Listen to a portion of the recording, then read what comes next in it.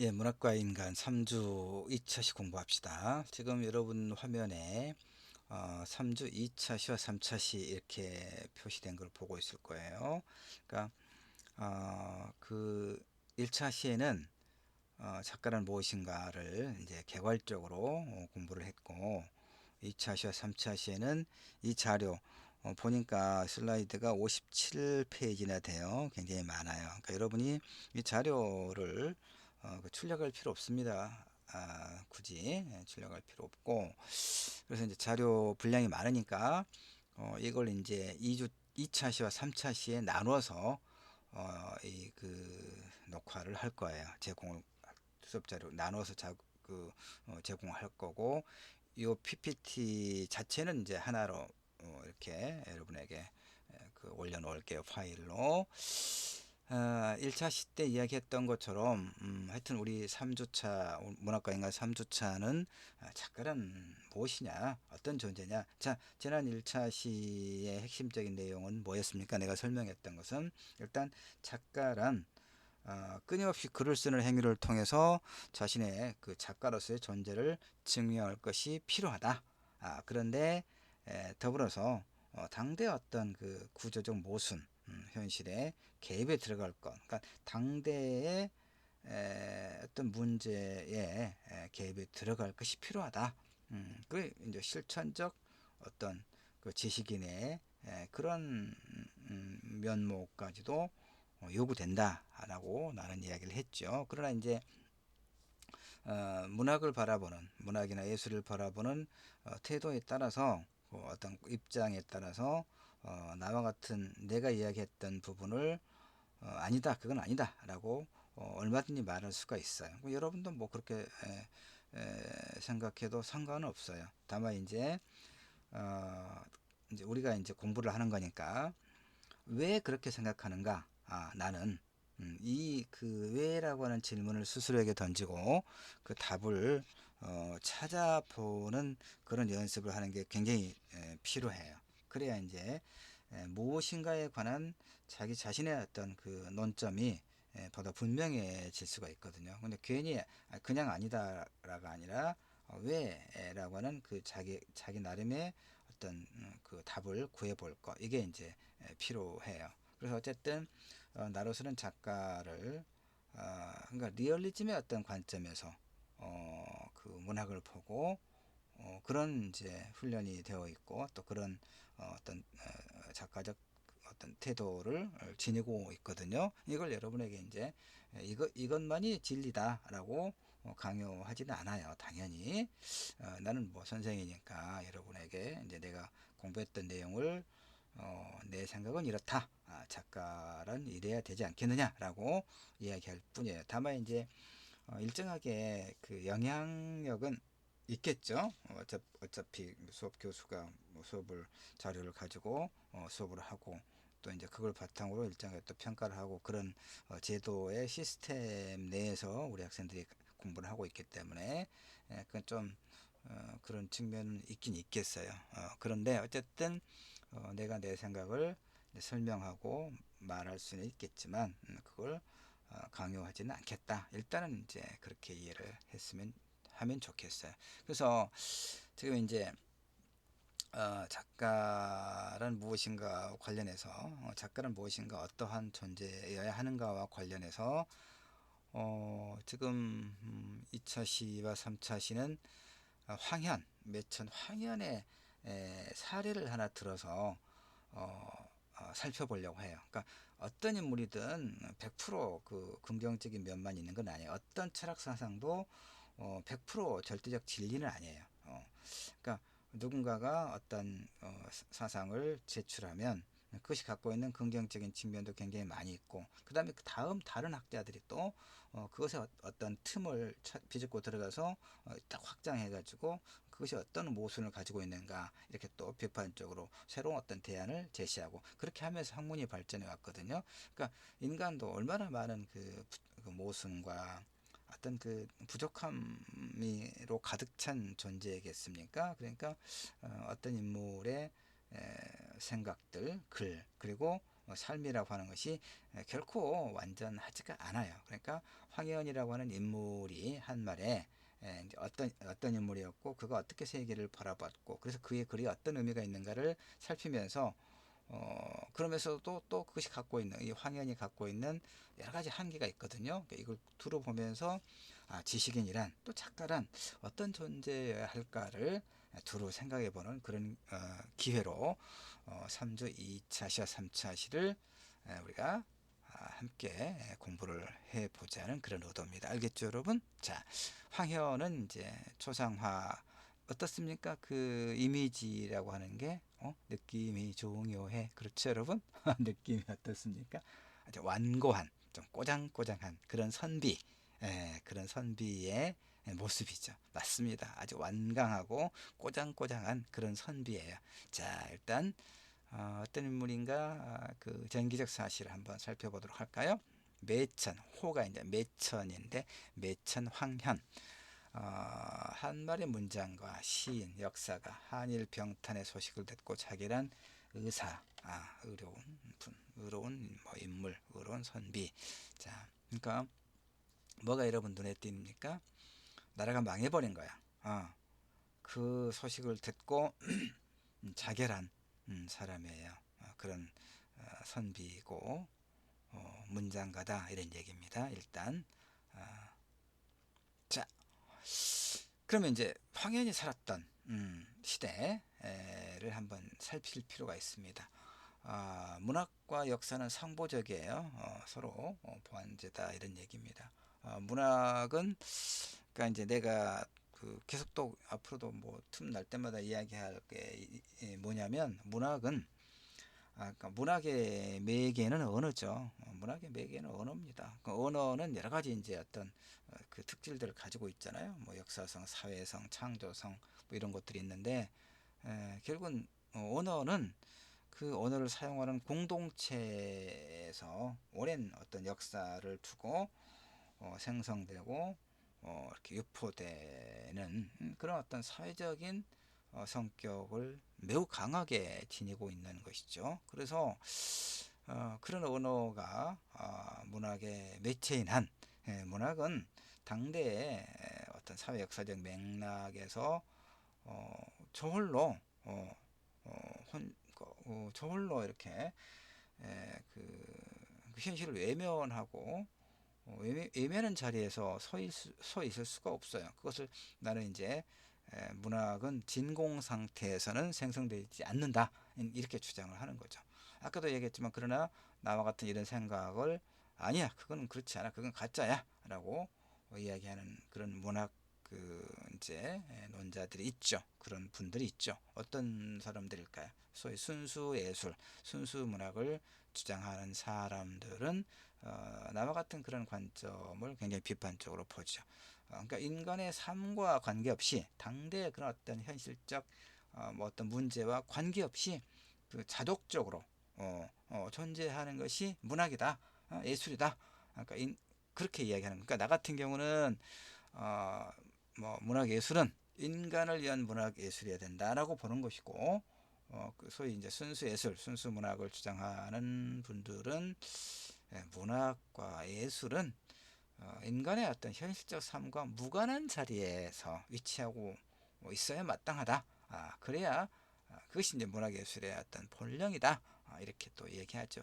상당히 이제 우리나라에서만 그런 게 아니라 서구에서도 이거 이제 서로 부딪히는 그런 문제예요. 사실 어느 한 가지만 진리라고 여기면 그건 정말 아주 답답한 아주 꽉 닫혀 있는 그런 세계가 아니겠어요. 그러니까 여러 가지 어떤 그 무엇인가 예술은 뭐냐, 그 문학이란 뭐냐, 작가란 뭐냐 이런 질문들에 대해서 그 여러 의견들이 제출되고 서로 이렇게 논리를 갖춰서 이를테면 논쟁이 되고 그래서 또 그것이 많은 사람들에게 어느 하나가 좀 더 많은 지지를 이제 받고 이런 것이 문학을 비롯한 또 학문 그리고 우리 이제 어떤 인간 세계 문명의 발전의 과정이다라고 보는 것이죠. 그러니까 어떤 그 논쟁이라든가 서로 다른 그 담론의 구성이 그 부정돼야 될 건 아니에요. 다만 이제 아주 그 고약한 그런 어떤 이제 내용도 있죠. 예컨대 뭐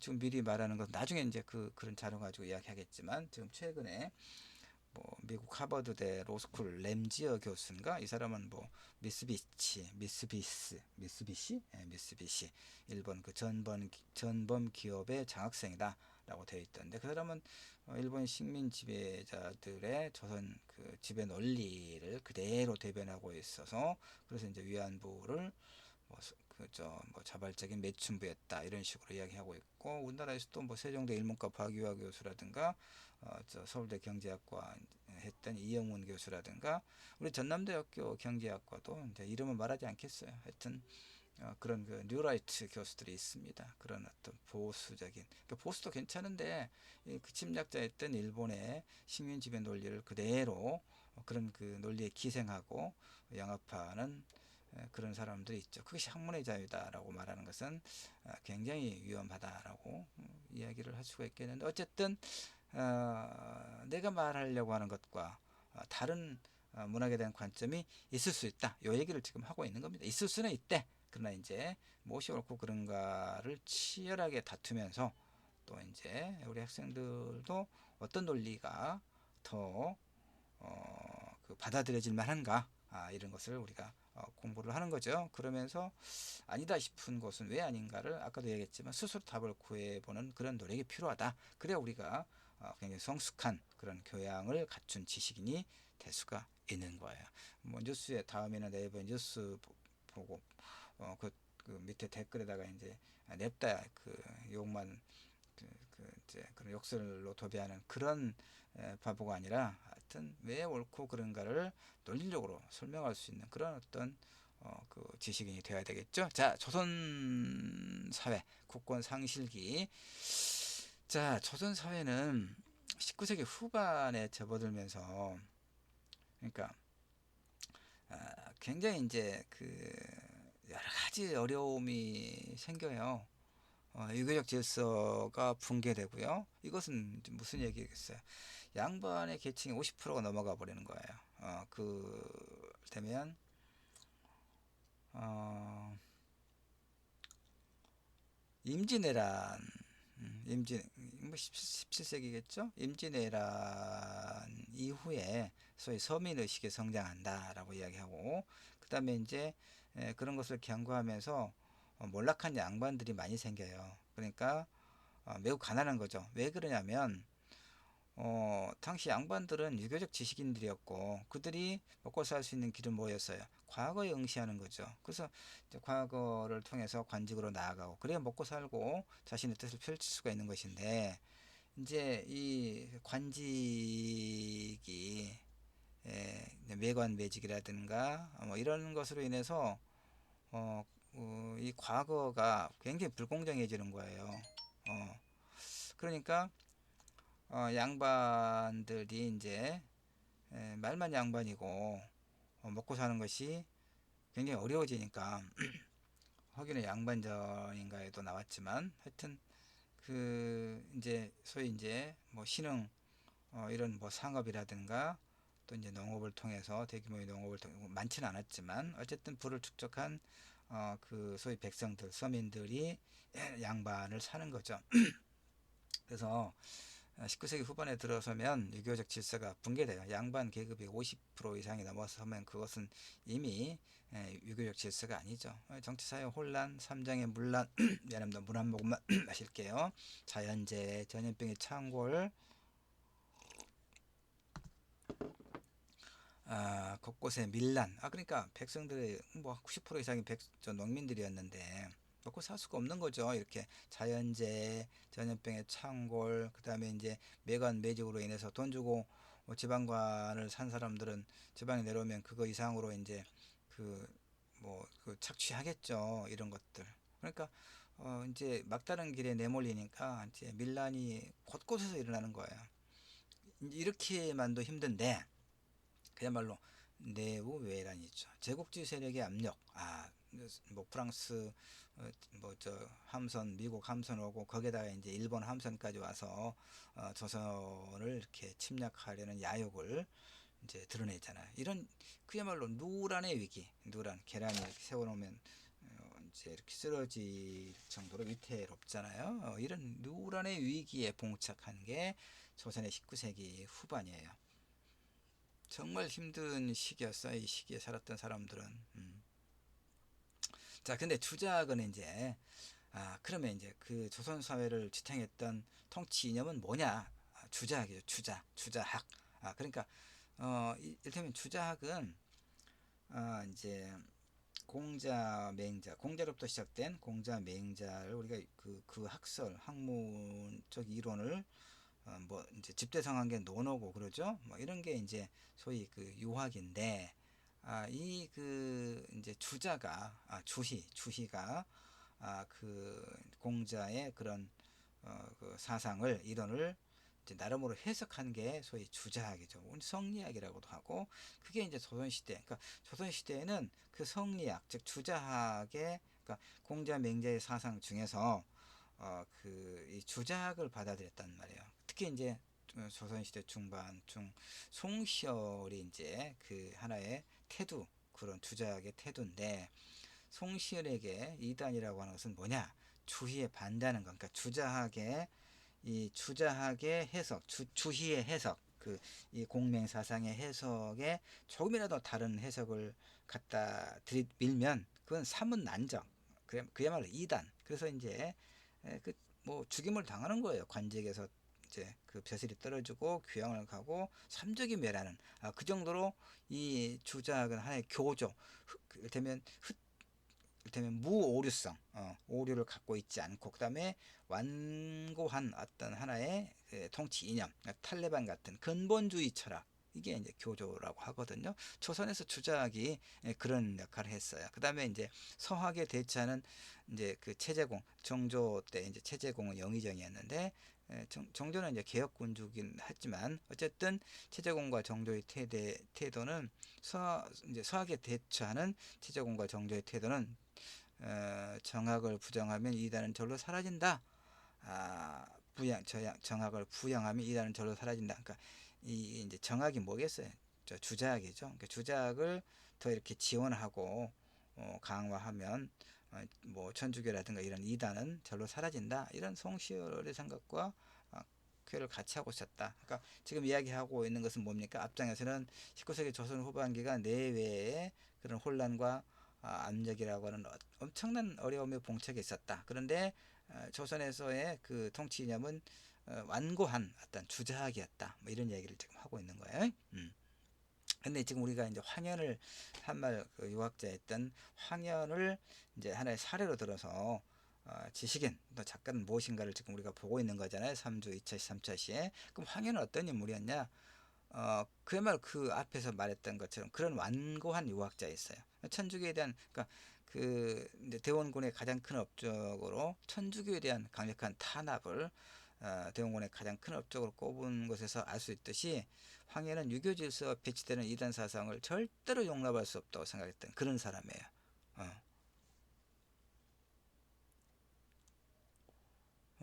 근데 이제 아까 얘기했지만 하여튼 그 유교적 질서를 근간으로 하는 신분제 사회구조의 붕괴 현상이 18세기부터 하여튼 17세기 임진왜란 끝나고 나서부터 이렇게 서서히 그래서 아까도 얘기했지만 18세기 후반에 이르러서 양반 인구가 50%를 넘어가 이건 이미 유교 질서 양반제 그 산업공상을 그 기반으로 하는 그 틀로 하는 조선조 그 유교 질서가 이미 붕괴되고 있다는 것을 우리가 알 수 있죠. 아까 얘기했죠. 이렇게 하여튼 세도 정치로 인해서 과거가 문벌과 당색에 의해 좌우되고 과거 시험 자체가 요식적인 행위에 불과해지는 거죠. 그래서 그 사족들이 그야말로 이제 이런 그 권력을 쥐고 있는 자들과 끈이 없으면 과거를 통해서 이제 관직에 나아가는 길이 아예 사라져 버리는 것이죠. 관직의 유일한 사회적 가치였던 조선 사회에서 이렇게 유학자가 관직으로부터 차단된다는 것은 경제적 몰락이죠. 경제적 몰락이에요. 양반 신분이 매매되고 중인 서울 분홍층의 양반 신분으로의 상향 이동이 급증하고 그러니까 18세기 이제 후반이 되면 양반 계층이 이렇게 50%가 넘어가는 양반 계층은 뭐예요? 세금 안 냈죠. 그럼 군대 의무가 면제되고 그랬단 말이에요. 그러면 이미 나라가 아닌 거죠? 나라가 아니에요. 예. 자, 눈여겨볼 것은 뭐냐? 음, 이 봉건사회 해체를 가능케 하는 기본적인 동력은 17세기에 나타난 농업 생산력의 발전, 농업 생산력의 발전. 아, 어,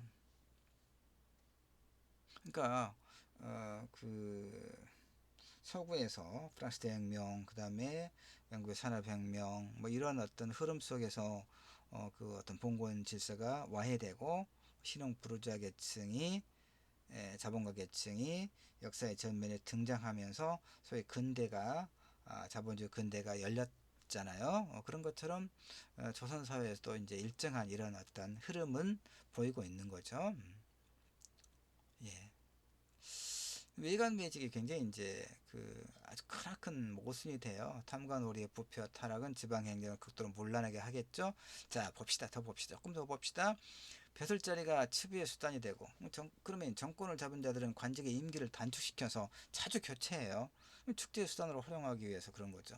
관직의 불안정한 상태. 그러면 이제 그러니까 그 세도가들에게 굉장히 많은 돈을 주고 지방관 자리를 얻어서 내려왔는데 1년도 못 돼서 또 다시 갈아치우는 거죠. 그러니까 이제 자꾸 그러다 보면 이제 이런 사람들이 그 지방에 내려오자마자 엄청나게 이제 축제 그 부정한 방법으로 재산을 모으겠죠. 왜냐하면 한 달 있다 자리가 떨어질지 두 달 있다 떨어질지 모르니까. 그러면 이제 결국 뭐예요? 지방에 사는 사람들 백성들이 엄청난 고통을 겪겠죠. 특히 이제 지방 사족들 지방에서 일정하게 그 재산을 갖고 있던 이런 사람들이 이제 죽어 나가는 거죠. 농민들은 말할 것도 없죠. 농민들은 이제 뭐 그야말로 그 산적이 되는 거죠. 그러니까 밀란이 계속해서 발생하는 그런 상황으로 번져요. 그다음에 이제 이런 조금 이제 뭐 전문적인 이야기가 있는데 어쨌든 한마디로 말하면 엉망진창이 되는 거죠. 세금이라든가 뭐 군역이라든가 이런 것이 엉망진창이 되는 거예요.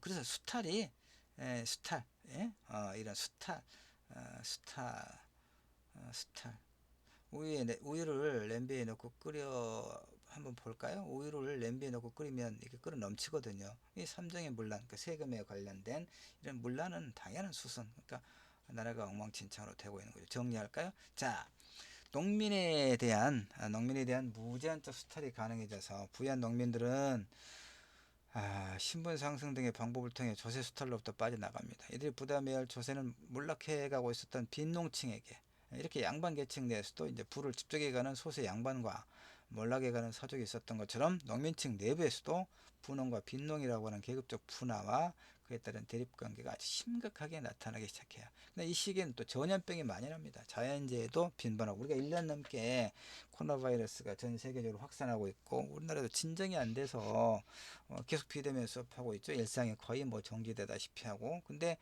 이 조선시대 때도 전염병이 만연하고 자연재해도 아주 빈번했어요.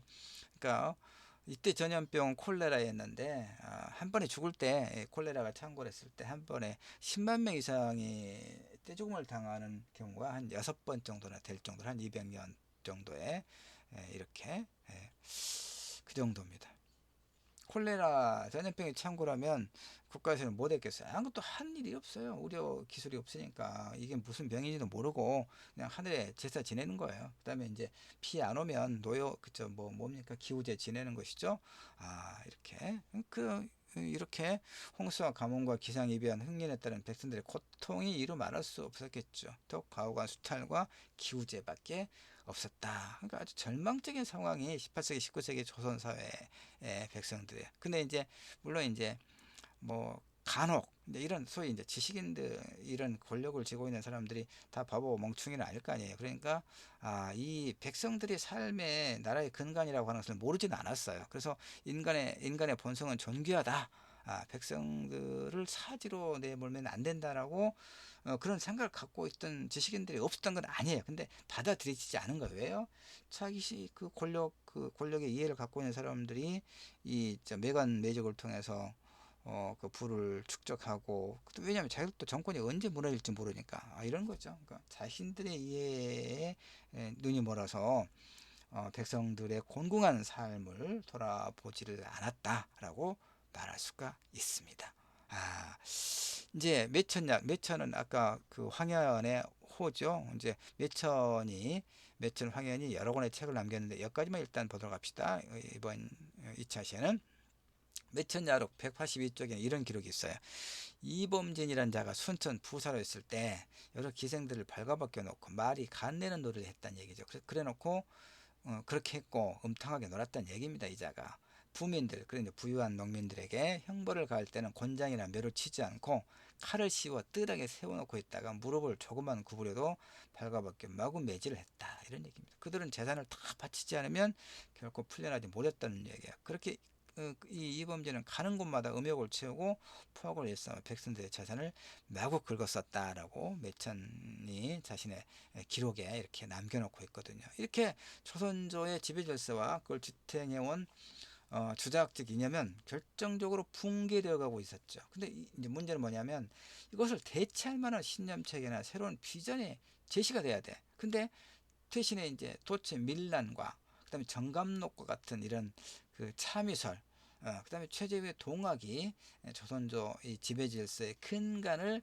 뒤흔든다, 이런 얘기입니다. 그러니까 그 뭐 밀레니엄, 그러니까 21세기 오기 전에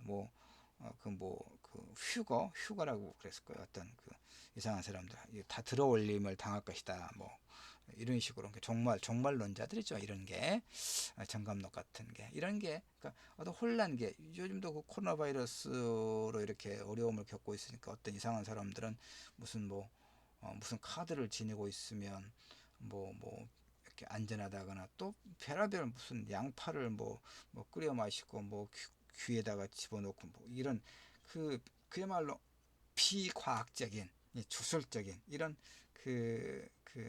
이런 게 굉장히 그 사람들을 현혹하고 그러죠.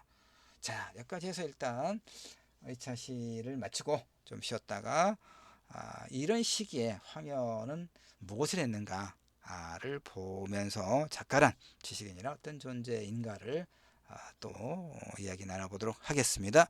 수고하셨습니다. 3차 시에서 봅시다.